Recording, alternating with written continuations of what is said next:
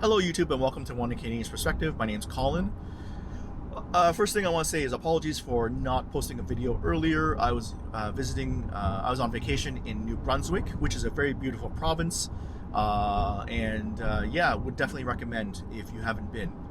So today I want to talk about immigration, specifically in Canada, but I guess this kind of applies to the rest of the Western world too, because the rest of the Western world has followed the same stupid immigration policy.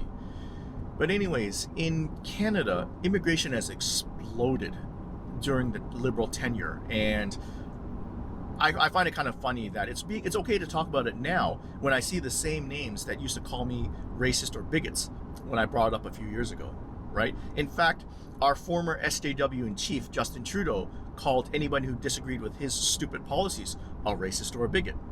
So I guess that's what I am. I want to say, first thing I want to point out is I don't blame the workers for this.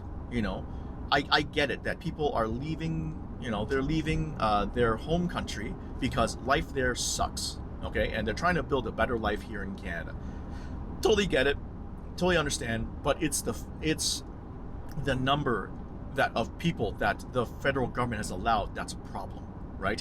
And if you want to say that, hey, some of the provinces have culpability too, yeah, fair enough. Someone like Doug Ford really should clamp down on those strip mall colleges that bring in international students that are simply workers claiming to be students.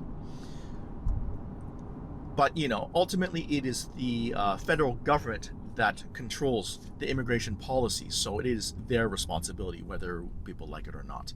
And I mean, why is anyone not surprised that, hey, under Mark Carney, immigration's still a disaster, right? We changed the head coach. All the players are the same. Don't you remember from last year when Chrystia Freeland said, oh, Canada has the social capacity to welcome more people? I think she was talking about refugees specifically, but yeah, we have the social capacity. Never mind the housing capacity, the infrastructure capacity, or whatever, right? We have the social capacity. So that means that, yes, let's have more and more immigrants. I think, again, immigration is okay, but it is the level of immigration that's the problem. And I also laugh when the liberal supporters tell me, oh, Pierre Poilievre and the Conservatives would be worse. Can you really be worse than what the Liberals have done? I don't know. I simply don't know if they could be worse. But I mean, what we can do is we can look back at what Harper did. Yes, Stephen Harper created the Temporary Foreign Worker Program. But if you look at how about we look at PRs?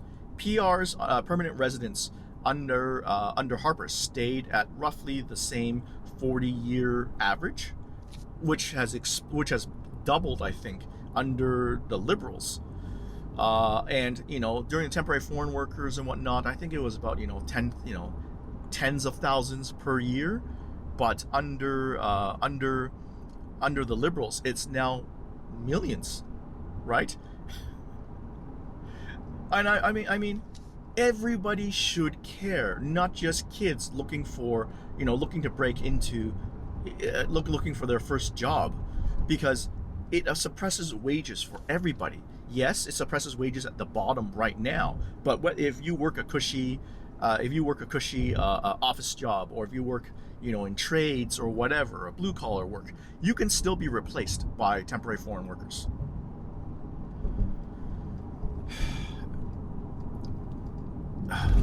Sorry, there was a road transition there. If I were king, I would literally stop immigration as it is right now. We need to let the infrastructure catch up.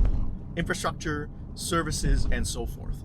But maybe that's not tenable. Wanted to give you a little bit of someone on Reddit found this, and I thought it was very interesting. I think this was the forward guidance from the government on immigration, and they're talking about, for the next, I think, 3 years, they're talking about bringing in another 3 million people. I'll post the links below in the description. But where the hell are we going to put these 3 million people? Right? Do we really need 3 million more Uber drivers, or Tim Hortons workers, or God knows whatever? I don't think so. There's already a recession at the youth level for youth. There's a recession level unemployment for youth in Canada.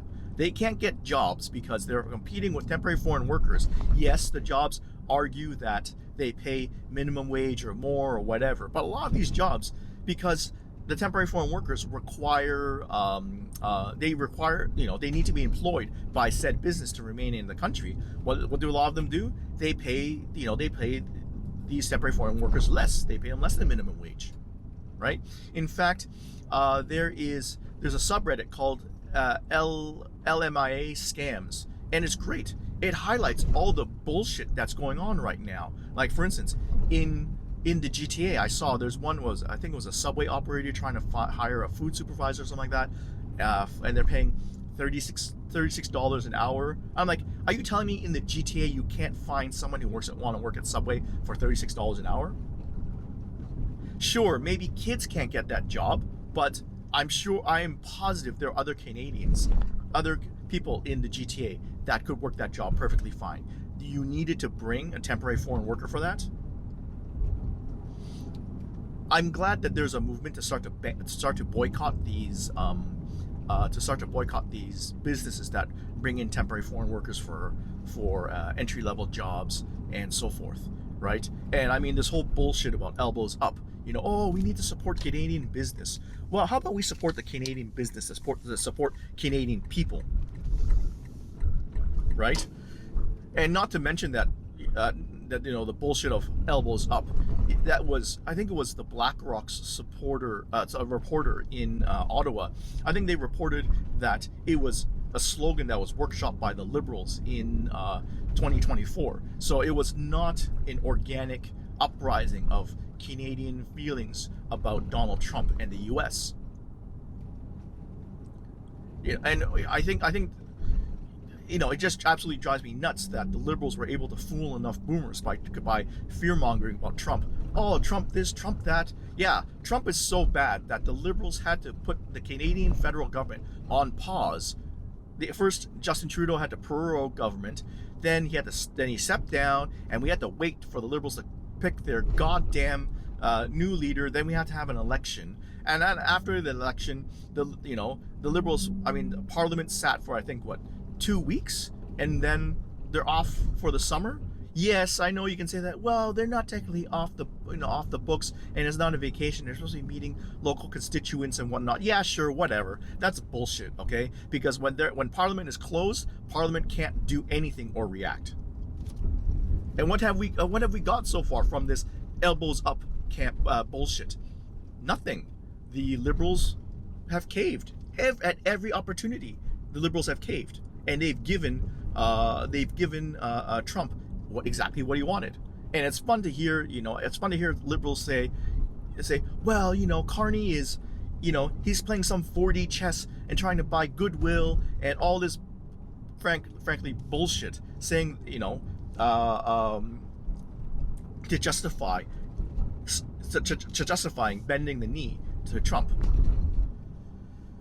I guess that's a little bit of a tangent off immigration, but in any case, yeah, immigration is out of control in Canada, and it's going to get worse. We're going to let in 3 million more people by, I think, 2028, 2029.